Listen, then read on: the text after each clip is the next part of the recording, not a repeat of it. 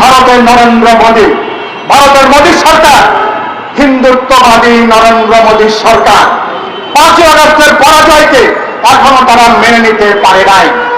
ঠিক কিনা কথা? এটা জানেন তো? এটা হাসিনার পরাজয়কে ভারত নরেন্দ্র মোদী মনে করছে নিজের পরাজয়।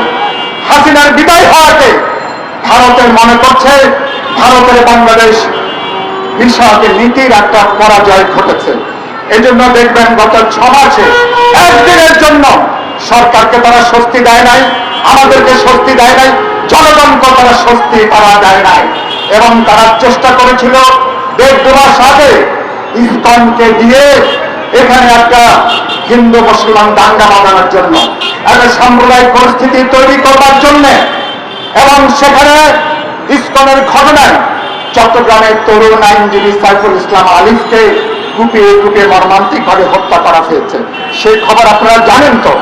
কিন্তু আমাদের মানুষ অসাধারণ ধর্মীয় সম্প্রীতির পরিচয় দিয়েছে।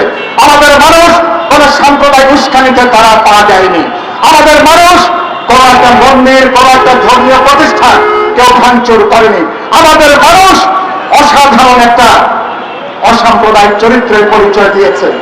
আমি বলি এটাই হলো অভ্যুত্থানের শক্তি, এটাই আমাদের শক্তি, এটাই আমাদের অর্জন। এই অসাম্প্রদায়িক পরিবেশকে আমাদেরকে অব্যাহত রাখতে হবে। সরকারকে বলতে চাই, 5 তারিখে হাসিনার একটা বক্তব্যের প্রেক্ষিতে আমাদের এখানে ছাত্র জনতার বিক্ষোভের নাম করে যেভাবে 32 নম্বর থেকে শুরু করে যেখানে ভাঙচুর করা হয়েছে, মাটির সাথে মিশিয়ে দেওয়া হয়েছে, দেশব্যাপী তাণ্ডব চালানো হয়েছে। এটা কোন দেশে কোন সরকার থাকলে এ ধরনের ঘটনা ঘটতে পারে না। হাসিনা অন্যায় করেছে, আমরা বলেছি হাসিনা ক্ষমার অযোগ্য অন্যায় করেছে। হাসিনাকে বিচার করুন, সর্বোচ্চ শাস্তি নিশ্চিত করুন, কিন্তু তার জন্য দেশের এবং অরাজক পরিস্থিতি কোনোভাবে এটা তৈরি হতে পারে না।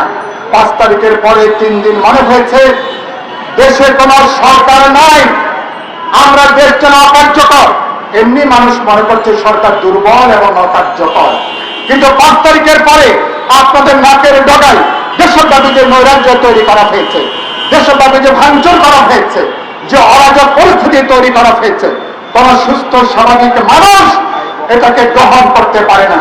সেজন্য সরকারকে বলতে চাই, এই খেলাটা যারা করছেন তাদেরকে সামাল দেন, তাদেরকে বিরত রাখুন এবং তাদের বিরুদ্ধে আপনারা শক্ত অবস্থান গ্রহণ করুন, শক্ত অবস্থান গ্রহণ করুন।